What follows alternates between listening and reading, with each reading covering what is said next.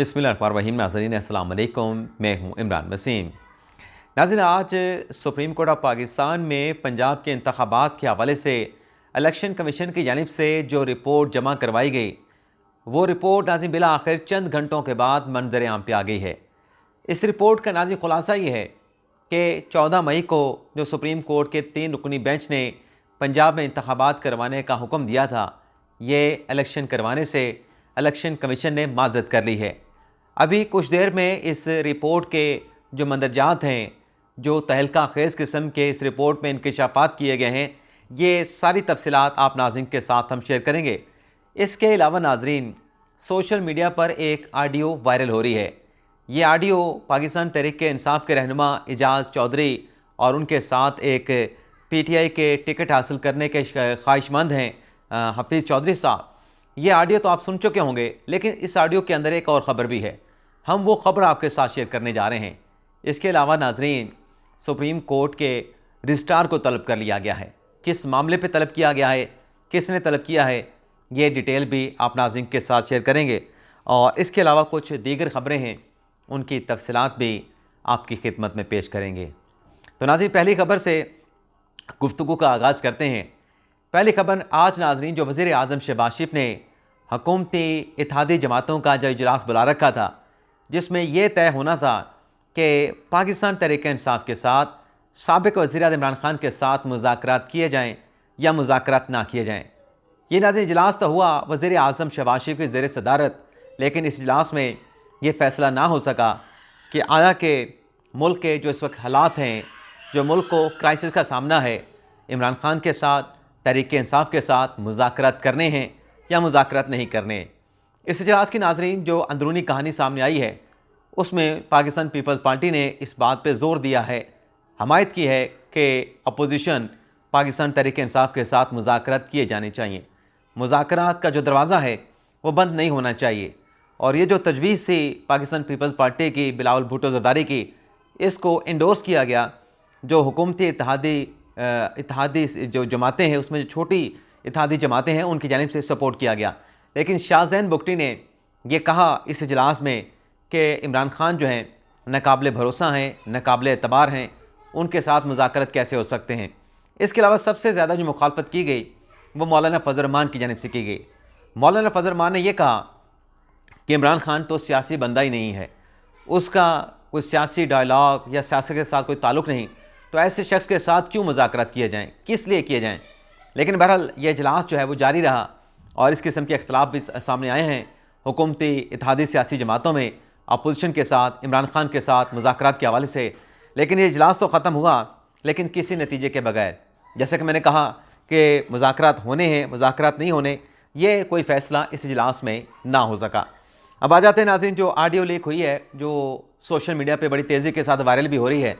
ये चौधरी हफीज़ साहब हैं जो टेलीफोन कॉल कर रहे हैं एजाज़ चौधरी साहब को, पाकिस्तान तहरीक इंसाफ के सीनियर रहनुमा हैं लाहौर से, और उनसे कहते हैं कि इन्हें PP 114 फैसलाबाद का टिकट चाहिए और उनसे पूछते हैं कि कितने पैसे डोनेशन में देना पड़ेंगे। तो एजाज़ चौधरी साहब ये कहते हैं कि इमरान खान साहब से मुलाकात के लिए आपको कम अज़ कम 1 करोड़ रुपया देना होगा।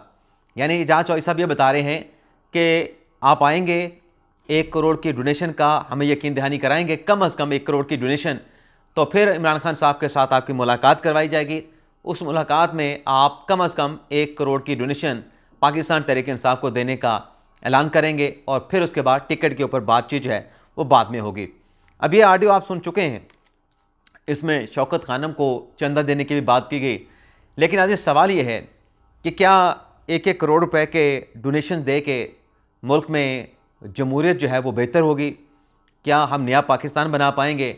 जो बंदा 1 करोड़ डोनेशन का देगा, शौकत खाने में अलग पैसे देगा, टिकट के लिए अलग पैसे देगा करोड़ों रुपए, और फिर 10 करोड़ रुपए वो अपने इलेक्शन पे लगाएगा, सूबाई असम्बली के इलेक्शन पे, कौमी असम्बली के इलेक्शन पे।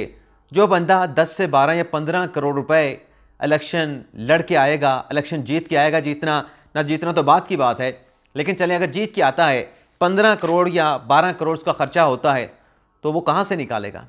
वो ये अखराजात किस लिए कर रहा है? 12 करोड़ रुपए लगाना, इलेक्शन लड़ना, डोनेशन के लिए 1 करोड़ देना, टिकट के लिए भी करोड़ों रुपए देना, और फिर हल्के के अंदर जाकर इलेक्शन लड़ना, वहाँ भी करोड़ों रुपए के अखराजात करना, तो ज़ाहिर सी बात है ये पाकिस्तान की जेबों से निकलेंगे, ये पैसे पाकिस्तान के जो आवाम का ख़जाना है, जो एक्सचेकर है, वहाँ से निकलेंगे। तो ये कौन सी जमहूरियत है जो पाकिस्तान तहरीक इंसाफ जो है वो मुल्क में लाना चाहती है? ये कौन सा कल्चर है जो पाकिस्तान तहरीक इंसाफ मुतारफ़ कराना चाहती है? ये कौन सा नया पाकिस्तान है जो तहरीक इंसाफ बनाना चाहती है? ये सब कुछ तो दूसरी सियासी जमातों में भी होता है, वहाँ भी होता है। इस तरह से डोनेशन लिए जाते हैं, टिकट के पैसे लिए जाते हैं।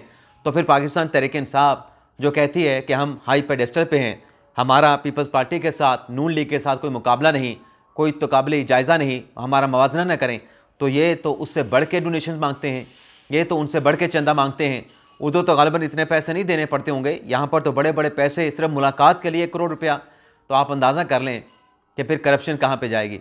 ऐसे नहीं, खान साहब के दौर के अंदर जो करप्शन की रेटिंग थी पाकिस्तान की, वो नीचे आने के बजाय उसमें इजाफा हुआ। यानी पाकिस्तान में करप्शन, इंटरनेशनल जो इदारे थे उन्होंने कहा कि पाकिस्तान में इमरान खान के आने के बाद करप्शन बढ़ गई। बल्कि पीटीआई के तो अपने लोग कहते रहे, चौधरी परवेज़ इलाही साहब कहते रहे कि करप्शन बढ़ गई है इमरान खान साहब के दौर में। तो ये जो आज ऑडियो लीक हुई है, ये एक और बड़े ही अफसोसनाक सूरत हाल की जानिब इशारा कर रही है। अब इमरान खान साहब के साथ मुलाकात के लिए 1 करोड़ देने की जब बात आई, तो एक और बात भी आपके साथ शेयर कर लें खान साहब से मुतल्लिक। आज खान साहब ने यह कहा कि जिस तरह से गिलानी को तौहीन अदालत केस में नाहिल किया गया, इसी तरीके से शहबाज शरीफ भी कंटेम्प्ट केस में नाहिल होंगे। ये इमरान खान साहब ने बिल्कुल दुरुस्त बात की है, क्योंकि चाहे वो शहबाज शरीफ हों, चाहे वो निहाल हाशमी हों, चाहे वो दानियाल अजीज़ हों, चाहे वह तलाल चौधरी हों, वैसे ये भी हुस्न इत्तफाक है, दानियाल अजीज़, निहाल हाशमी, दानियाल, निहाल हाशमी और तलाल, तीनों के नाम के आखिर में लाम आता है। और ये कोई पाकिस्तान तहरीक इंसाफ के रहनुमा नहीं थे, ये मुस्लिम नवाज़ के रहनुमा थे, मुस्लिम नवाज़ का हिस्सा थे, उनके एमएनए थे, उनके सेनेटर थे, लेकिन इन्हें कन्विक्ट कर दिया गया तौहीन अदालत में। अगर ये पाकिस्तान तहरीक इंसाफ में होते तो कभी कन्विक्ट ना होते। और इसी तरीके से खान साहब बिल्कुल ठीक कह रहे हैं कि शहबाज शरीफ को भी तौहीन अदालत में सज़ा दी जा सकती है, क्योंकि शहबाज शरीफ इमरान खान नहीं हो सकते और इमरान खान शहबाज शरीफ नहीं हो सकते। आपके सामने है कि शहबाज शरीफ के खिलाफ तो कंटेम्प्ट की कार्रवाई की बातें की जा रही हैं कि आज रगड़ दें, तौहीन अदालत में सज़ा दे दें, कन्विक्ट कर दें। लेकिन जो ये बातें करने वाले हैं वो ये भी कहें कि खान साहब ने अपनी जो कंटेम्प्ट कर रखी है, जो खान साहब के खिलाफ केस है, वो क्यों नहीं सुना जा रहा, उस पर सुनवाई क्यों नहीं होती, उस पर बात पुरस क्यों नहीं होती, किसने सुप्रीम कोर्ट का यकीन दहानी कराई और फिर उस यकीन दहानी की वालिशन की। तो ये भी बड़ा अहम मामला है। लेकिन चूँकि पाकिस्तान तहरीक इंसाफ है, इमरान खान है, तो वो मामला तो आना जाना हो जाएगा। लेकिन अगर शहबाज शरीफ ने डिफाइंस की है तो इसके ऊपर बख्शिश नहीं होगी।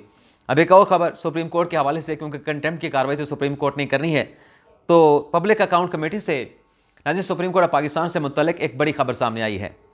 खबर नाज़रीन ये सामने आई है कि सुप्रीम कोर्ट जो मुल्क की दीगर इदारों का एहतसाब करती है, उसका ऑडिट करवाती है, देखती है पैसा कहाँ गया, कैसे खर्च किया गया, ये मुख्तलिफ इंक्वायरियाँ करवाई जाती हैं।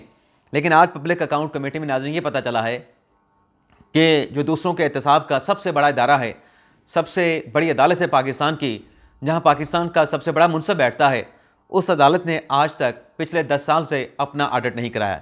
यानी हर साल पाकिस्तान के ख़जाने से सुप्रीम कोर्ट ऑफ पाकिस्तान को करोड़ों अरबों रुपए के फ़ंड दिए जाते हैं। यानी एक हैंडसम अमाउंट जो है करोड़ों रुपए की जो है वो मुख्तस की जाती है सुप्रीम कोर्ट ऑफ पाकिस्तान के मामलात को चलाने के लिए। क्या सुप्रीम कोर्ट तमाम इदारों से बालातर है? क्या सुप्रीम कोर्ट का ऑडिट नहीं होना चाहिए? पैसा आया, कहाँ गया, कहाँ खर्च किया, कितना बचा, कितना वापस कर दिया, तो ये सारी चीज़ें आवाम के सामने आनी चाहिए। लेकिन पिछले 10 साल से पब्लिक अकाउंट कमेटी को बताया गया कि सुप्रीम कोर्ट अपना ऑडिट नहीं करवा रही।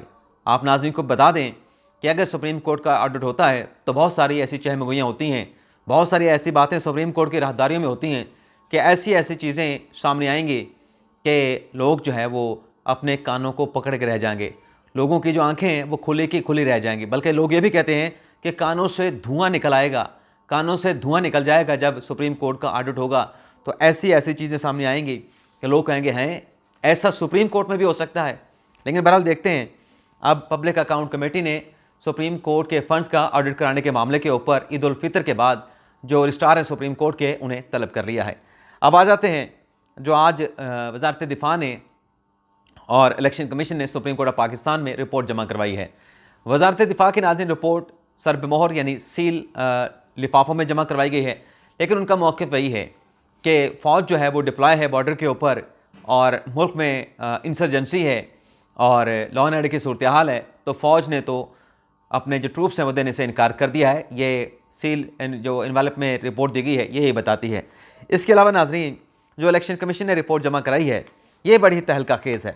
इलेक्शन कमीशन ने कहा कि हमें 52,270 पोलिंग स्टेशन हैं और इसके लिए 81,000 जो है 81,050 एहलकार देने का पंजाब पुलिस ने कहा है, पंजाब हुकूमत ने कहा है। उन्होंने कहा कि अगर 81,000 हम पुलिस एहलकार ले लें तो एक पोलिंग स्टेशन के ऊपर हमें 1.55 यानी कोई 1.5 पुलिस एहलकार मिलेगा एक पोलिंग स्टेशन की सिक्योरिटी के लिए। और इलेक्शन कमीशन का कहना है कि मजमूई तौर पर हमें 4,60,000 पुलिस की नफरी दरकार है, लेकिन हमें 81,000 देने की निगरान हुकूमत ने हामी भरी है। इसी तरीके से इस रिपोर्ट में इलेक्शन कमीशन ये भी कहता है कि वफाकी और सूबाई हुकूमत जिसने हमारी मदद करनी है, जिसने फंड्स फराहम करने हैं, जिसने सिक्योरिटी देनी है, वो अगर हमें नहीं मिलती तो फिर इलेक्शन कमीशन ये पंजाब में इंतखाबात कराने के हवाले से अनफिट है, अनेबल है, यानी कासिर है। अपनी बेबसी का इलेक्शन कमीशन ने इज़हार कर दिया कि जब पैसे नहीं मिलेंगे, फंड्स नहीं मिलेंगे, सपोर्ट नहीं मिलेगी, सिक्योरिटी नहीं मिलेगी तो इलेक्शन कैसे करवा सकते हैं। और फिर इलेक्शन कमीशन ने यह भी कहा है कि इस वक्त मुल्क में सियासी दर्जा हरारत बहुत ज़्यादा है और पुरतशद्दुद लॉ एंड ऑर्डर की सूरत हाल है, क्रॉस बॉर्डर दहशतगर्दी है, शरपसंदी है, तकरीबकारी है, सियासी लीडरान को थ्रेट्स हैं, फुल प्रूफ सिक्योरिटी देना मुमकिन नहीं, फुल प्रूफ सिक्योरिटी की कमी है। इन हालात में साफ शफाफ इंतखाबात कराना मुमकिन नहीं है।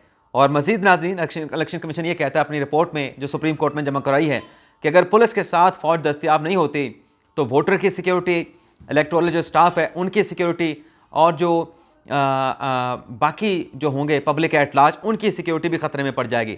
और इलेक्शन कमीशन कहता है कि ठीक है 90 दिन के अंदर इलेक्शन कराना आईनी तकाजा है, लेकिन आर्टिकल 218 भी है जो साफ शफाफ इंतखाबात कराने की बात करता है।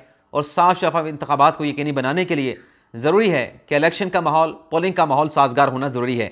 और फिर यह भी कहा गया कि अगर महलावार स्टेजेस में इलेक्शन करवाने का हुक्म दिया जाता है तो फिर यह इलेक्शन 8 अक्टूबर से भी आगे चला जाएगा और महलावार इलेक्शन करवाने के जो अखराजात हैं वो बढ़ जाएंगे और आवाम के ऊपर बहुत ज़्यादा बोझ पड़ेगा। और इस पूरी रिपोर्ट का नाज़िर खुलासा ये है जो इलेक्शन कमीशन ने कहा है कि 8 अक्टूबर की जो हमने तारीख दी थी कि 8 अक्टूबर को इलेक्शन करवाया जाए, ये हमने बड़ी सोच समझ के दी थी। 8 अक्टूबर की तारीख जो है वो एक तारीख है और मौजूद तारीख है, बेहतरीन तारीख है। इसी के ऊपर एक साथ एक तारीख को सब सूबों का यानी तमाम असम्बलियों का इलेक्शन करवाया जाए और ज़मीनी हक़ाइक़ को देखते हुए हमने 8 अक्टूबर की तारीख दी थी।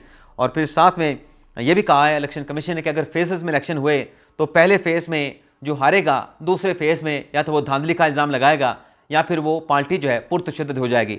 इस हवाले से इलेक्शन कमीशन ऑफ पाकिस्तान ने 1970 और 1977 के जो इंतखाबात हुए थे उनकी मिसालें भी अपनी रिपोर्ट में कोट की हैं। तो अब देखते हैं कि रिपोर्ट्स सुप्रीम कोर्ट में आ चुकी हैं, फर्दर इन रिपोर्ट्स के हवाले से क्या डेवलपमेंट्स होती है, ये सारी तफसीलात आप नाज़रीन के साथ हम शेयर करेंगे। लेकिन फ़िलहाल के लिए इतना ही, इजाज़त चाहते हैं। अल्लाह ताला हम सब का हामी नासिर हो। अपनी दुआओं में याद रखिएगा। अल्लाह हाफिज़।